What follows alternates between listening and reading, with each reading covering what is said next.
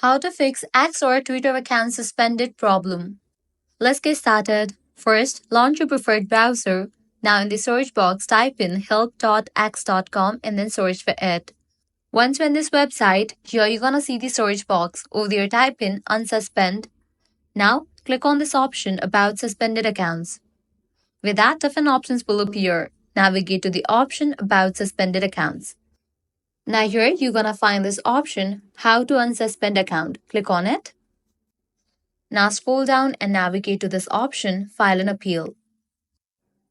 Now head over to this tab, appeal a logged or suspended account. Click on the option log out. You will be directed to login page. Now here you'll need to provide your X account's credentials, phone, email or username and the password. In case you have forgotten the password, you can click on this option, forget password, to recover it. Once you provide credentials and logged into your account, you'll be good to go. Your account will be unsuspended. So that's a wrap for this video. If this guide helped you out, don't forget to like, share, and subscribe to our channel. Thanks for watching.